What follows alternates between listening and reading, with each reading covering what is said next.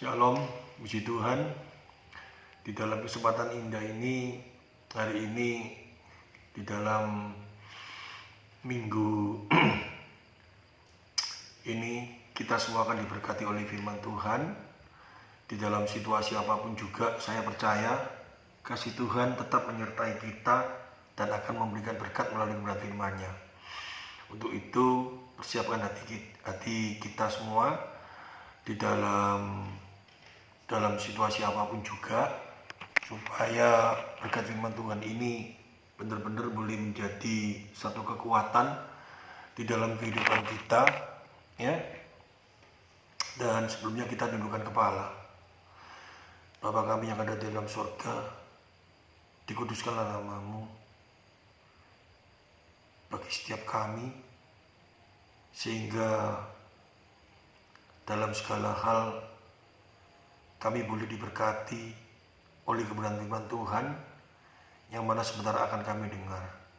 Kami percaya kasih-Mu yang begitu besar akan menjaga hati kami, melalui kuasa Roh Kudus mempersiapkan setiap kami, sehingga segala beban, persoalan, dan masalah yang saat ini mengganggu di dalam konsentrasi kami untuk menerima berkat firman-Mu,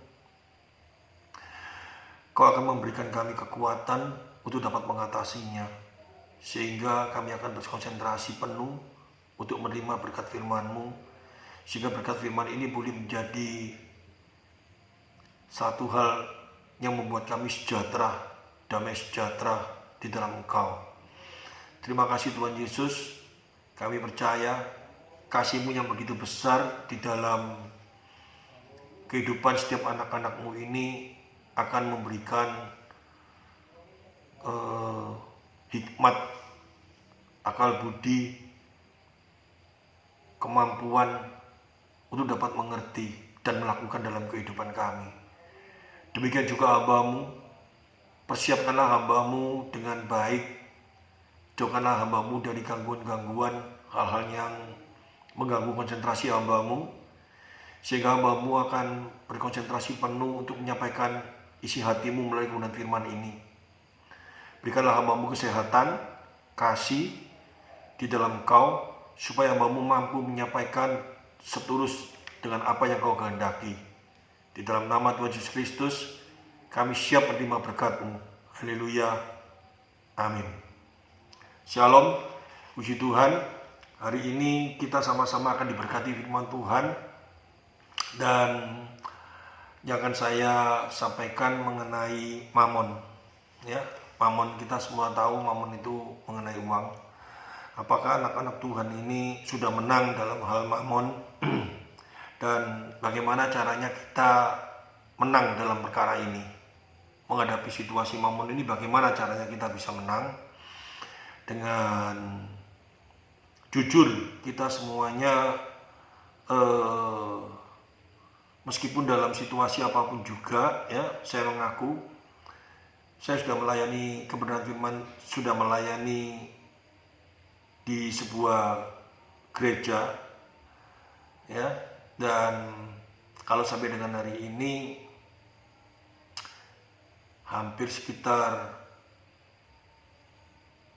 20 tahun, ya, saya melayani di dalam kebenaran firman Tuhan, dan Tuhan memberikan saya satu kepercayaan untuk mengembalakan sebuah gereja. Tetapi saya mengaku dan jujur juga, dengan segala pelayanan yang saya lakukan, ya, baik sebagai sampai penyampai firman, kalau dikatakan saya sudah menang atas mamon, saya nggak mampu. Ya, atas uang saya nggak mampu. Semua manusia, saya harus mengakui, kalau nggak punya duit pusing, katanya seperti itu, ya. Tetapi bagaimana firman Tuhan mengajarkan supaya kita menang dalam hal ini?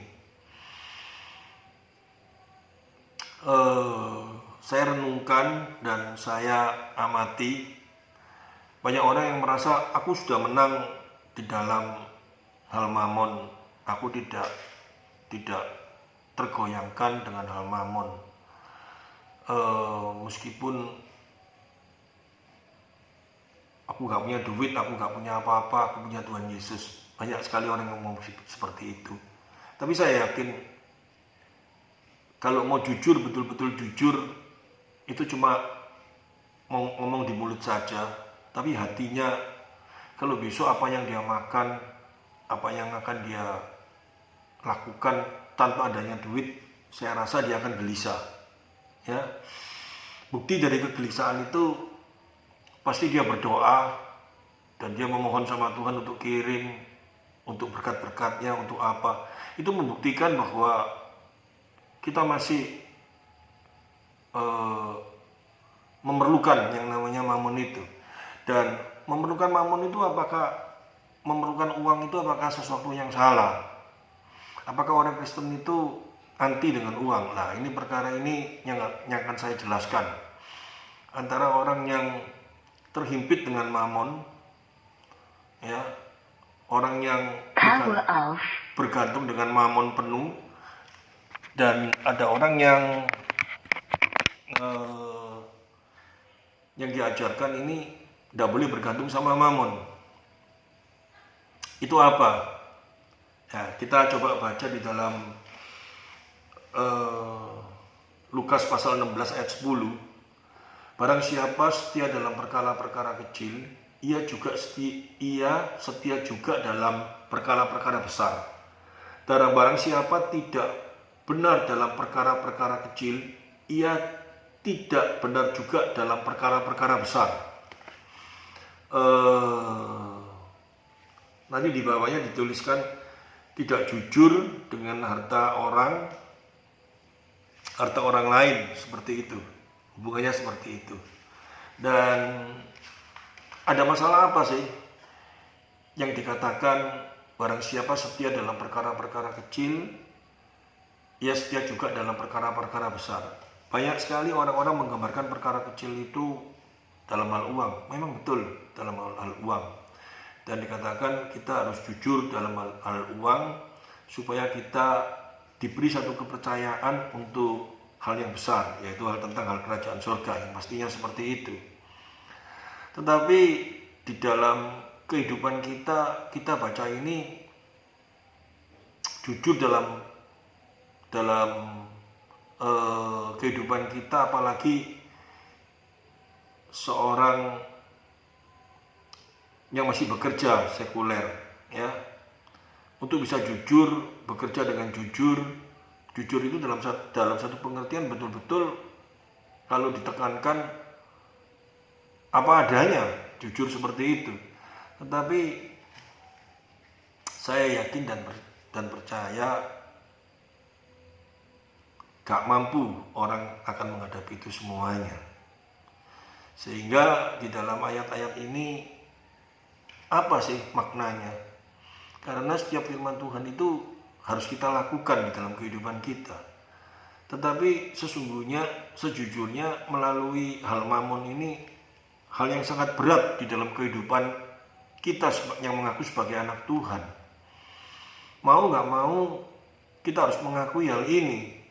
Apalagi kalau kita baca di dalam Lukas pasal 18 ayat 22, saya bacakan. Ya, ini anak muda yang kaya itu yang datang kepada Yesus. Dia bertanya bagaimana supaya dia bisa masuk dalam kerajaan surga. Setelah dia berdialog dengan Tuhan Yesus, Tuhan Yesus berkata, apakah kamu mengasihi orang tuamu? Apakah dia ngomong, aku sudah lakukan itu semuanya tentang hal-hal di dalam hukum Taurat. Hukumnya ke-6 itu, ya, mengasihi orang tuanya, apa semuanya itu. Dan ini sesungguhnya Tuhan Yesus ini menyampaikan itu bukan dengan mulai hukum yang pertama, apakah kamu mengasihi Tuhan Allahmu dengan segenap hatimu dan mengasihi sesamamu. Tapi dia bertanya tentang hukum yang ke-6. Ini menunjukkan bahwa dia ingin mengajarkan bahwa di dalam kehidupan pemuda ini, saya yakin dan saya percaya pemuda ini seorang yang religius ya, dia benar-benar mungkin melayani Allah pada waktu itu, dia benar-benar mau taat dengan kekuatannya dia sendiri. Bagaimana dia berkata, saya sudah lakukan ini, saya sudah lakukan ini, dan dia nih ngomong dia sudah lakukan itu semuanya. Dan pada waktu Tuhan Yesus menyampaikan di dalam ayat 22 pasal 18 Lukas ya, mendengar itu Yesus berkata kepadanya, masih tinggal satu hal lagi yang harus kau lakukan. Jualah segala yang kau miliki dan bagi-bagikan ya. Bagi-bagikanlah itu kepada orang-orang miskin, maka engkau akan beroleh harta di surga. Jadi seolah-olah kayaknya kalau kita tidak hati-hati membaca dan kita tidak memikirkan makna daripada bacaan ini, maka kita semua akan mengalami satu hal, yaitu apa? Seperti murid-murid yang mendengar perkataan itu, muridnya bertanya, dalam hal ini siapa yang bisa masuk surga kalau harus seperti itu? Karena di dalam ayat 22 dijelaskan, mendengar itu Yesus berkata kepadanya, masih tinggal satu hal lagi yang harus kau lakukan, jualah segala yang kau miliki dan bagi-bagikanlah itu kepada orang-orang miskin, maka engkau akan beroleh harta yang di surga. Kemudian datanglah kemari dan ikutlah aku. Dan ayat 23-nya ketika mendengar perkataan itu yang cukup berat ya, murid-muridnya itu ngomong, dalam hal ini siapa yang nanti akan bisa masuk surga kalau syaratnya seperti itu? Tapi bagi Tuhan dikatakan tidak ada yang mustahil. Bagi manusia nggak mungkin, tapi bagi Tuhan itu sesuatu yang tidak mustahil. Kalau kita ngambil kesimpulan dalam ayat-ayat ini, ya saya ngambil kesimpulannya dulu, nanti kita sama-sama menerapkan di dalam kejiwaan kita yang mengikut Kristus ini, dan apa yang harus kita lakukan melalui pengajaran yang Yesus ajarkan kepada pemuda yang kaya, yang religius. Dia berkata, aku mengasihi orang tuaku, aku sudah memberikan sedekah atau apapun juga dia lakukan, dia sudah lakukan seperti itu, hal agamawi dia lakukan semuanya. Tetapi pada waktu ditekankan, jual hartamu semuanya, kumpulkan uangnya, kasihkan orang-orang miskin. Wah, dia getar dan dia kaget dan dia sangat kecewa, dan murid-muridnya pun mendengar itu menjadi, siapa yang bisa mampu kalau syaratnya seperti ini? Murid-muridnya mengaku seperti itu, tetapi kita, seumpama kita ini yang menjadi pemuda itu, terus Tuhan Yesus berkata, kamu sudah lakukan hal-hal yang baik itu semua, mengasihi orang tua, apa-apa, hukum itu semua. Terus Tuhan Yesus berkata, kamu hartamu begitu banyak, kalau kamu mau ikut aku, jual semuanya. Jual semuanya, bagikan ke orang-orang, baru ikut aku. Apa yang terjadi dalam pikiran kita? Kita mungkin tidak berani memikirkan hal itu, terus kita mulai berpikir harus mengutamakan Yesus di dalam kehidupan ini. Nah, kita cuma memikirkan di dalam pikiran kita seperti itu, tetapi sesungguhnya makna dari pengajaran yang harus kita terima di dalam apa yang Yesus ajarkan itu bukan hanya sekedar itu saja. Kita harus memikirkan ya, sambung kepada ayat-ayat yang lain, dan kita mengakui mungkin di dalam Lukas pasal 18 itu, seumpama pemuda itu ngomong sama Tuhan Yesus, Tuhan Yesus dia ngomong seperti itu mungkin ya, atau guru, gak mampu aku seperti ini, aku gak bisa kalau aku harus menjual hartaku semua, aku berat, tapi aku ingin sekali ikut engkau. Dia harus mengaku kalau ngomong seperti itu. Saya yakin dan saya percaya pada waktu itu Tuhan Yesus mungkin akan merangkul dia, dan dia ngomong, kamu gak mungkin kamu mampu, tetapi kamu akan aku beri satu kemampuan, ya, satu anugerah untuk dapat lepas daripada hal-hal yang demikian. Bukan lepas itu berarti diberi kemampuan untuk bisa menjual harta bendanya dan mulai ikut Yesus. Yang dimaksud bukan seperti itu. Kita jangan salah mengenai ayat ini, karena kalau kita hubungkan tadi di dalam pasal 16, siapa yang bisa dipercaya dalam perkara-perkara kecil, ya, dia akan menerima. Barang siapa setia dalam perkara-perkara kecil, dia akan menerima tentang perkara-perkara yang besar, yaitu tentang hal kerajaan surga. Saya yakin seperti itu. Dan kita mulai mengaku, kapan kita mulai terikat dengan perkara-perkara kecil itu, kehidupan kita. Apa yang membuat kita terikat dengan mamon itu tanpa kita sadari? Di dalam Roma pasal 3 jelas sekali, semua orang telah jatuh dalam dosa, semua orang berdosa.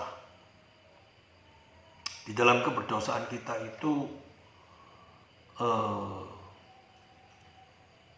sulit sekali kita bisa memikirkan hal yang benar tanpa dituntun oleh kebenaran firman Tuhan. Sehingga di dalam kitab Amsal dikatakan, kalau dunia ini tanpa wahyu Tuhan, maka akan menjadi satu kekacauan yang sangat luar biasa. Saya memikirkan hal ini dan saya mulai berpikir dalam kehidupan saya pribadi. Apa yang membuat saya begitu terikat dengan mamon? Jelas sekali kita semua mau tidak mau kita mengakui di dalam kejiwaan kita, mulai kecil,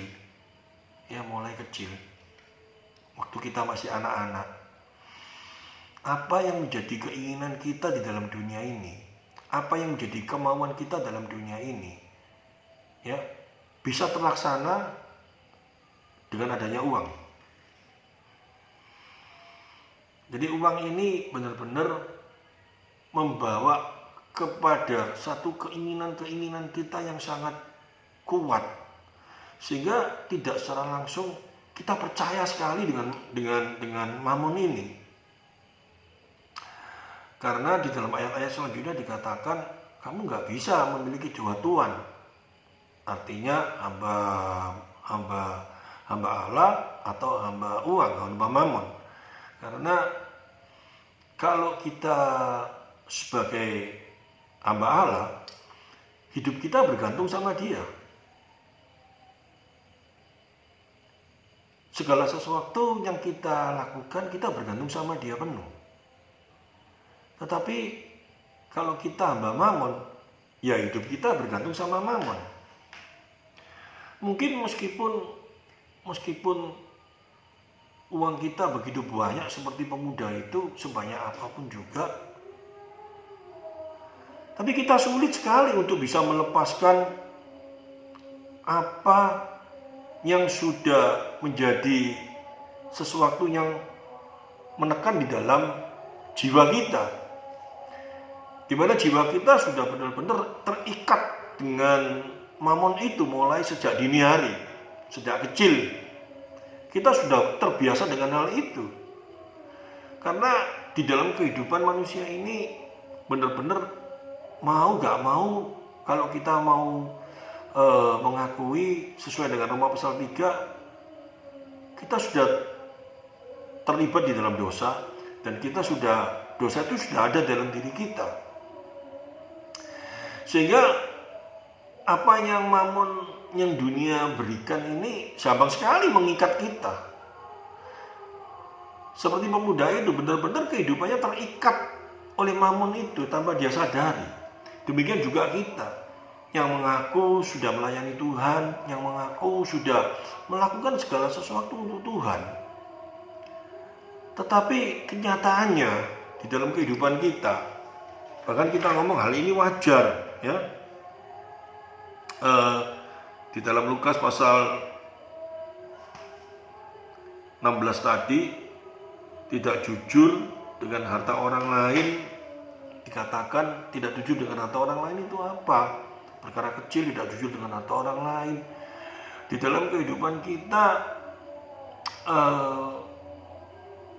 bagaimana kita ingin memperkaya diri kita, bagaimana kita ingin membuat harta kita lebih banyak. Setiap hari yang kita pikirkan bagaimana kita memanipulasi seseorang atau kita mengkrit seseorang supaya kita menerima harta itu makin banyak melalui orang-orang yang ada di sekitar kita.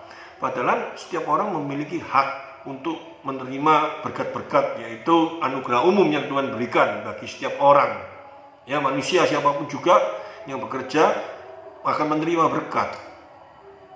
Tetapi karena kita merasa ini adu kepintaran, ya, meskipun sebetulnya dia memiliki hak untuk memperoleh harta benda yang karena keringatnya dia, tetapi karena kepintaran kita bisa kita tarik orang itu. Hartanya bisa kita ambil melalui dengan cara kepintaran kita. Banyak hal yang terjadi, orang sudah bekerja dengan baik, tidak melakukan satu penipuan ataupun apapun juga di dalam sebuah perusahaan. Ya, bosnya, pimpinannya bisa saja melakukan manipulasi dengan memanggil akuntan, ya, dimanipulasi bagaimana caranya supaya kelihatannya rugi dan pembagian dividen atau pembagian keuntungan akhirnya bisa mengecil atau bahkan hilang. Karena dengan cara-cara yang sangat luar biasa sekarang ini, manusia bisa saja melakukan hal yang demikian tanpa disadari. Dia merampas hartanya bukan menjadi miliknya, dia tidak jujur dalam hal ini. Dan orang-orang yang seperti ini, yang ada dalam pikirannya, di dalam benaknya itu cuma satu. Kita pun juga harus hati-hati, karena dalam pikiran kita selalu kita berpikir bagaimana kita memanipulasi seorang supaya kita makin dapat memperoleh uang itu sebanyak mungkin dari orang itu. Meskipun kita tahu sebenarnya orang ini punya hak untuk menerima.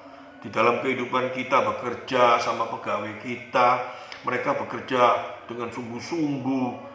Tapi kita bagaimana caranya kita ambil sebanyak mungkin dan kita berikan sedikit mungkin.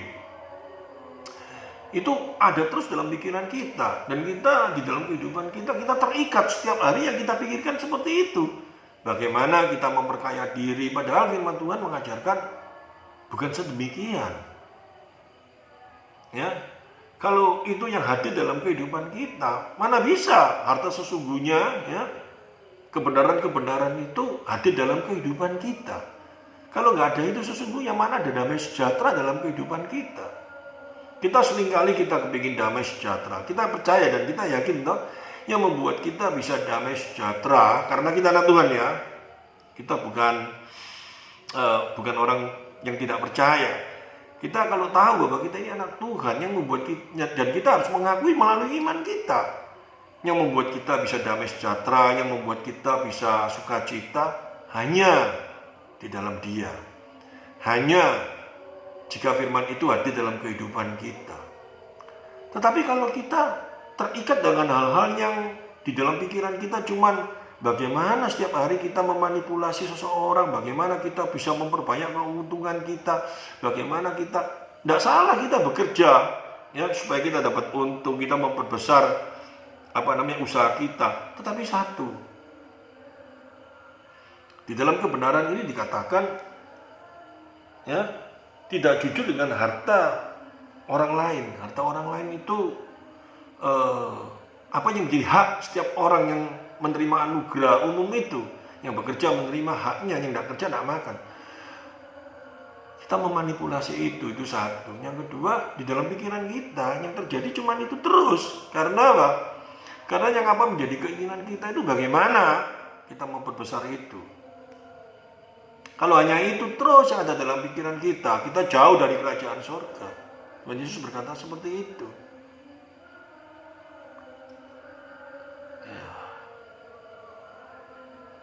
Bagi manusia mustahil untuk lawan itu semuanya. Sampai dikasih gambaran seperti onta masuk ke lubang jarum. Tapi bagi Tuhan tidak ada yang mustahil. Kita bersyukur, kita percaya.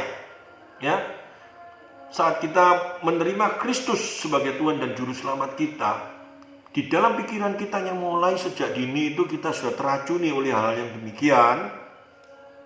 Ya, tadi saya awali dengan saya masih belum menang karena saya masih di dalam kehidupan ini. Ya, saya kalau ngomong saya sudah menang, saya sudah mati berarti.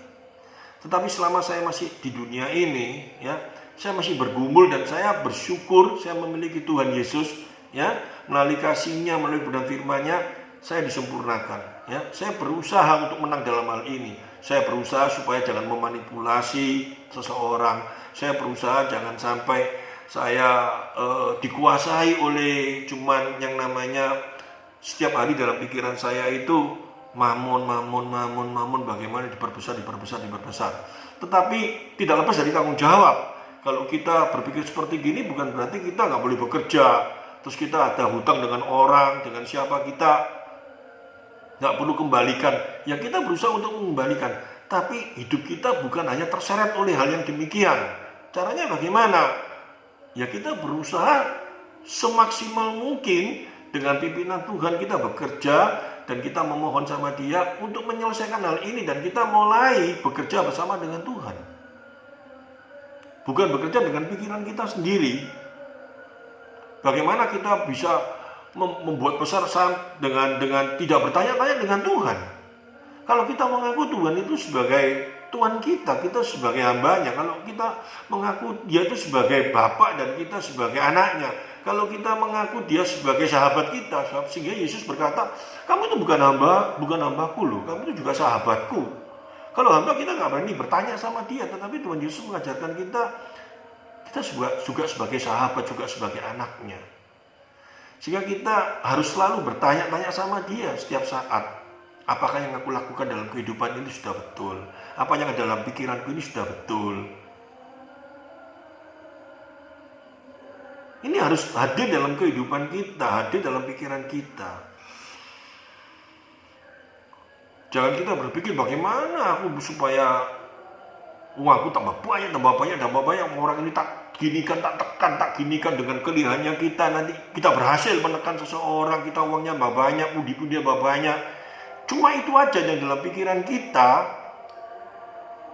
maka kita nggak ada bedanya dengan di dalam Lukas 18 ataupun Lukas 16 tadi. Ya, kalau kita memang mau mengikut Dia, kalau kita percaya bahwa kita akan menerima kasih-Nya, kita harus menjauhi hal yang demikian dalam kehidupan kita dengan cara mengaku kepada Tuhan. Aku gak mampu Tuhan, karena dalam kehidupanku aku sudah terikat dengan hal ini. Karena aku manusia berdosa, ya, aku harus berjalan bersama Engkau. Aku harus bergantung sama Engkau. Kalau kita sudah mengaku seperti itu bukan cuma di mulut, tetapi di setiap aspek kehidupan kita, di setiap cara kita berpikir. Artinya ya, di dalam setiap kita bekerja, kita berjalan bersama Dia. Berjalan sama Dia itu apa? Kita selalu bertanya, ya. Bertanya bukan cuma ngomong-ngomong, tapi kita renungkan kebenaran firman itu. Apakah yang kita lakukan itu sudah sesuai dengan apa yang Tuhan kehendaki dalam kehidupan kita? Saya percaya dan saya yakin melalui renungan firman Tuhan yang cukup pendek ini, ya. Biasanya kalau saya renungan firman Tuhan di gereja itu sampai 1 jam lebih, ya. Tapi di YouTube ini kalau terlalu panjang nanti saya juga merasa kasihan dengan orang-orang yang buka YouTube tetap harus bayar, ya. Nanti gara-gara ini pulsanya habis, dia kebingungan lagi masalah uang. Saya percaya melalui renungan pendek ini sudah menjadi berkat bagi kita semua. Jadi saya harus lebih hati-hati lagi, dan saya percaya kasih Tuhan yang begitu besar dalam kehidupan kita, ya. Dia akan memberikan satu gambaran-gambaran di dalam kehidupan kita yang bobrok ini, ya, yang sudah rusak pikiran kita ini, ya, yang mulai dibetulkan melalui kebenaran firman Tuhan. Seperti hari ini kita diingatkan, ya, bahwa kita jangan terikat, dan bukan terikat saja, tetapi kehidupan kita mutlak bergantung sama mamon itu, tidak boleh, ya. Terus bagaimana caranya kita melepaskan mammon itu dalam pikiran kita? Gak mungkin bisa. Kita harus mengaku sama Tuhan Yesus, kita mengakui segala kelemahan kita dan kita minta pertolongannya supaya ya melalui kasih-Nya, melalui kuasa Roh Kudus, melalui kuasa firman-Nya kita disempurnakan ya, dan mulai kita dibebaskan dan mulai kita mengalami satu kemenangan di dalam Dia. Terima kasih Tuhan Yesus, terpujilah nama-Mu. Mari kita sama-sama berdoa. Terima kasih Tuhan, Engkau Allah yang begitu mengasihi kami. Malam hari ini Kau mengajarkan bagi setiap kami, hendaknya setiap pikiran kami jangan terikat oleh mammon. Ya, sehingga dengan segala cara kami yang dulunya dengan segala kemampuan, kepintaran kami ingin menguasai itu sebanyak mungkin. Bahkan akhirnya kami dikuasai oleh mammon itu malahan. Kehidupan kami tidak damai sejahtera. Ya, kami setiap hari terikat dengan satu hal yang tidak benar. Dan kami mau melepaskan hal ini setelah kami sadar bahwa kami bukan lagi menjadi hamba mammon, tetapi kami menjadi hamba-Mu. Tetapi kami tidak tahu caranya. Malam hari ini, melalui kebenaran firman Tuhan, Kau mengajarkan kepada kami. Bagi manusia mustahil untuk bisa melepaskan itu, tapi bagi Tuhan tidak ada yang mustahil. Dengan satu pengertian, kalau kita mau lepas, kita harus mendekat kepada Engkau. Kita harus bersandar kepada Engkau. Kita harus mengutamakan Engkau dalam hidup kami. Dalam satu pengertian, setiap tindak tanduk kami harus selalu bertanya-tanya di dalam kuasa-Mu, sehingga kami menjadi benar-benar menjadi hamba-Mu yang selalu bertanya kepada Engkau, menjadi sahabat-Mu, menjadi anak-Mu. Hendaknya hal ini terjadi dalam kehidupan kami, sehingga saat kami bekerja, sehingga saat kami memikirkan hal apapun juga, kami bukan memikirkan bagaimana caranya, ya, kami makin hari makin bisa menguasai hal ini dengan secara luar biasa sehingga kami makin terikat. Tetapi hendaknya kami makin bisa melihat bahwa setiap apa yang telah Kau berikan kepada kami, ya, akan kami pergunakan untuk memuliakan Kau melalui kehidupan kami.